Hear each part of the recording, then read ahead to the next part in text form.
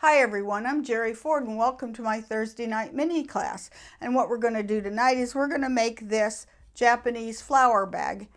This was given to me by a dear friend, Susie Beatty, and she has passed on. She was from Japan and she gave this to all of us in the Anders Air Force Base's Wednesday Quilters, and we would meet every Wednesday where we specialized in going to lunch. So anyway, Susie has passed on, but she gave us all, made this for all of us. It's a little drawstring bag, and it looks like a flower. That's why I call it Japanese flower bag. It folds nice and flat, and of course it's a drawstring bag, so you fill it with whatever you're working on. Super simple to make, so let's get started. Okay, for this you're going to need 2 pieces of fabric and a dinner plate, or I'm using this big round thing that I have that I never use to make a nice big bag, but I want to make a square out of this. Pressed it in quarters like that, just to mark my lines. You're also going to need 8 tabs of ribbon about 2 inches long, and that's going to make up the tab. Out of the scraps you can make the little flowers or use a different flower in order to make little yo-yos for the flowers. You can center them with pearls, and you see mine have already broken off. And you're going to need 2 yards of ribbon for the drawstring. Okay, I've cut my top piece and it's relatively square, and I'm actually pressed this on the diagonal so that, and it doesn't have to be perfect. I just want these 2 lines to be fairly on grain. The reason I'm doing this is because you've got bias edges this way and straight grain this way. So when you put the 2 layers together, when you put things in there, if you have all the biases in the same direction, then you might have some problems with it stretching.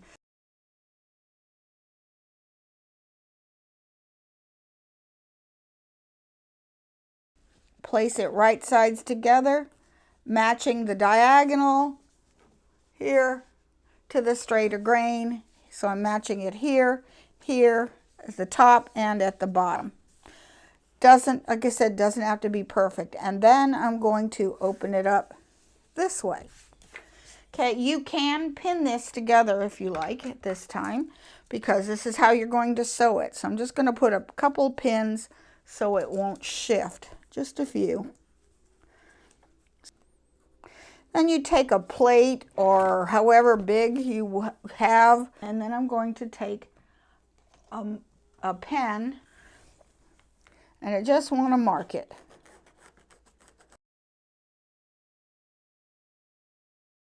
If you can use a rotary cutter to cut this out if you like. So now I'm going to go ahead and just cut this out. Now that I've got it pinned together, it's not going to shift. So let me cut this out.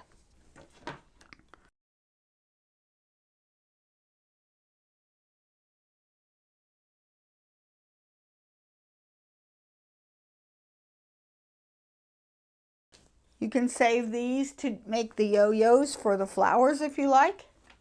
Okay, now we need to mark for the ribbon. So I know I have my folded lines here that I know is straight.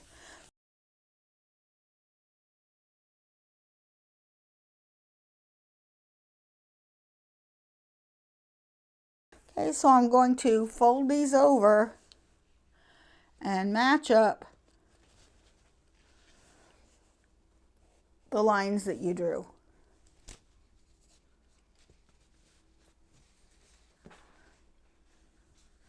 Okay,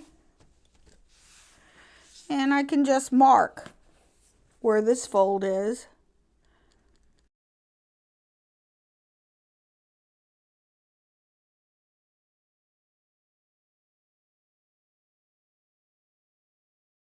And then fold it this way.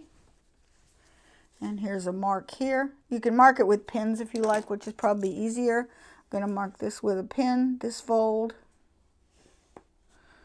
and reach in on the inside and mark this one. Okay, right there's the fold. Okay, so now actually I have my placements for my ribbon. So I'm going to take my ribbon pieces, fold those 2-inch pieces in half, put the raw edges to the outside. Put it back down, and I'm going to pin that into place. I want to make sure that those are straight going in towards the center, which doesn't always happen. There we go. Just going to pin that ribbon between the two layers. I'm going to do this for all of the 8 little points.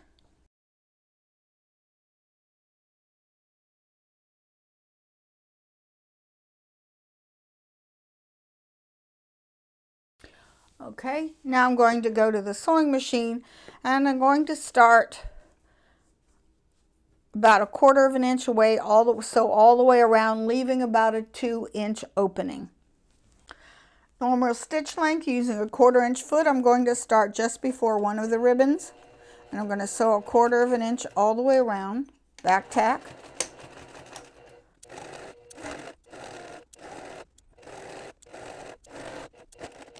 Now, if you want this outside edge to be as smooth as possible, you can either clip it, and actually I prefer just to simply cut it with pinking shears, and that will give you a nice smooth edge. Don't cut it around the area where the opening is, though. Don't pink that. Okay, I'll be back. All right, here I've cut it. Now I did not pink this edge, and this I just sort of finger pressed one edge in. That way I would pre-turn the opening so that I got a nice smooth round edge, and just give it a little press. Okay, now that should turn much nicer. And now turn it right sides out.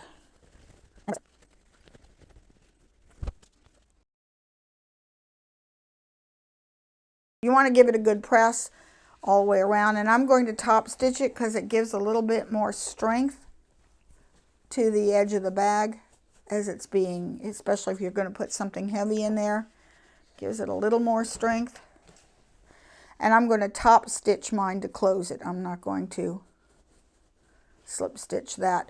Or you could put a piece of fusible web in that opening and seal it down that way too. It's up to you.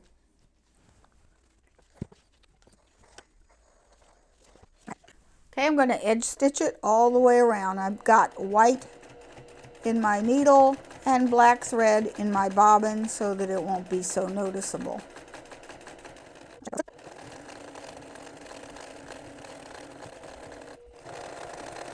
Okay, just make sure it caught all the way around. It did. Okay, now for tough decisions. What do you want the outside to be, the black or the pink? It's up, whatever side you like. So I'm going to press out all of these lines, make everything nice and flat.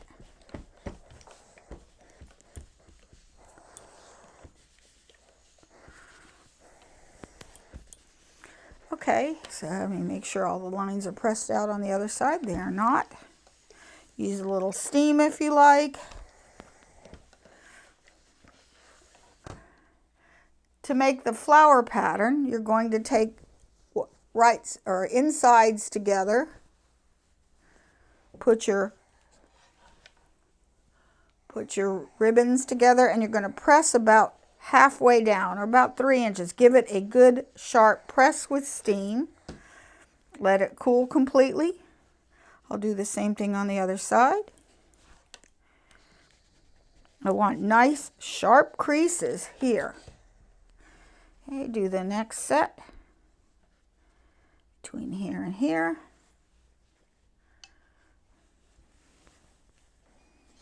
Here and here.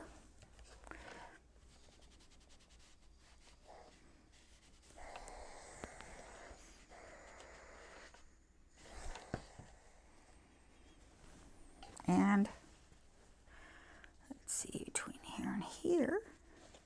You want to put creases between the tabs. You want the crease on the outside of the bag.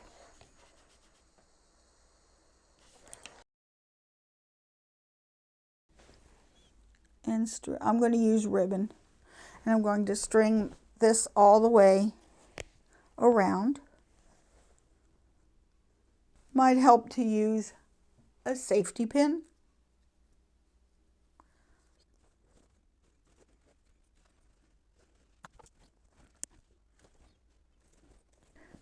And at this point you can actually just either pin or tie these. I'm just going to pin these for now because I want to make sure my ribbons are straight before I seal everything up. Okay, go all the way around from the other side.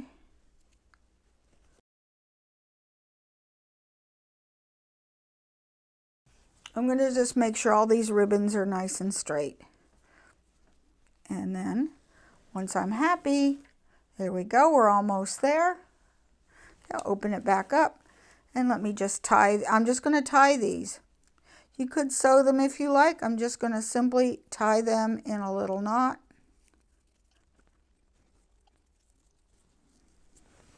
Okay, that's going to be the bag. Actually, the bag is finished.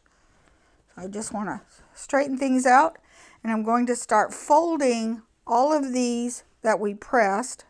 I want this nice and tight. Hold that nice and tight.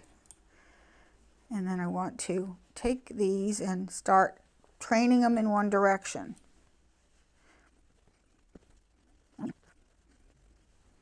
Might have to fiddle a little bit. There we go. Okay, once you have all of these spinning in one direction, just take an iron and give it a little press.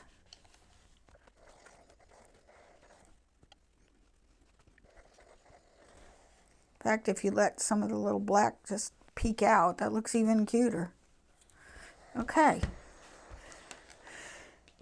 You do not need to do the yo-yos. This could be just your finished bag and you'd be happy with that. But I'm going to make 4 yo-yos, and I'm going to just sew them just to every other of the little tabs on the outside edge. Okay, I've decided to make my yo-yos white. So I just took a 2-inch circle, traced out 4 little yo-yo flowers, and this is just your standard yo-yo. I'm going to cut just inside the line because I don't want to have to worry about showing. Okay, to make a yo-yo, I have my 2-inch circle.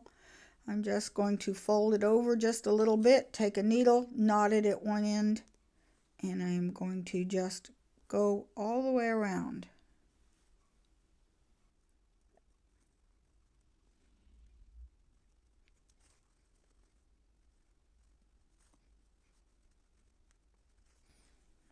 Draw it up tight.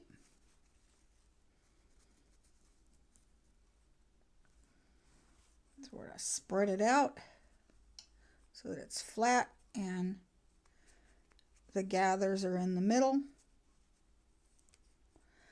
Once you have it flat, pull it as tight as you can, and then just give it a little, then knot your thread.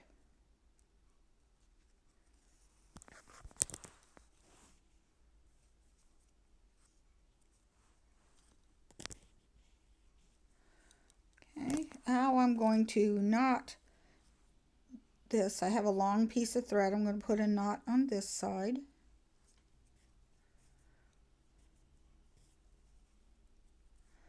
Big old knot, doesn't matter.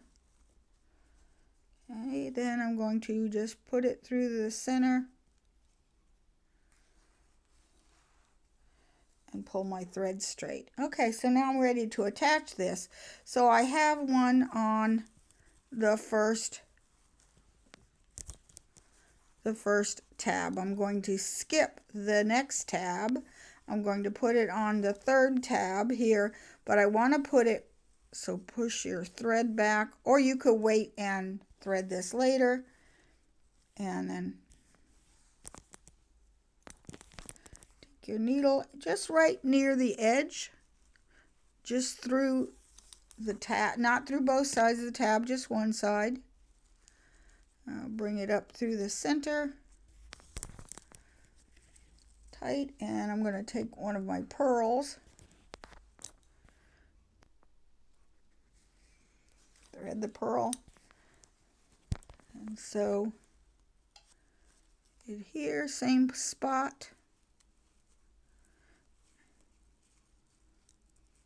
There. Not through the ribbon, just the tab. Here, through the pearl again.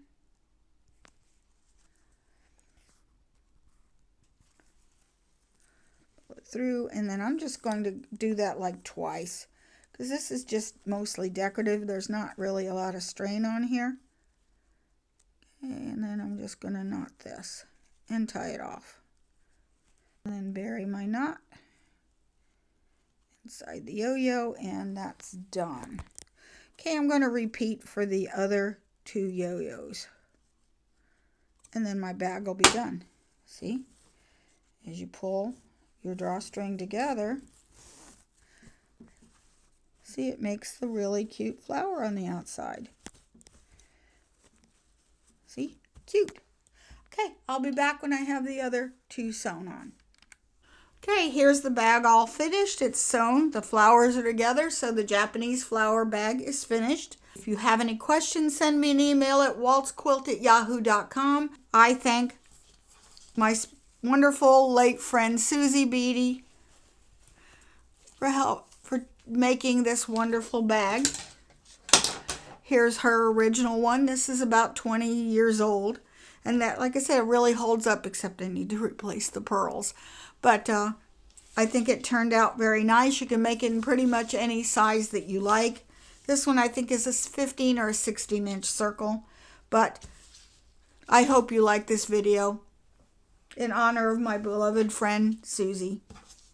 Till next time, happy sewing. Thank you so much for watching. Don't forget to like, subscribe, comment, and share. And don't forget to hit the notification bell so you can be advised when the next video is loaded. Till next time, happy sewing.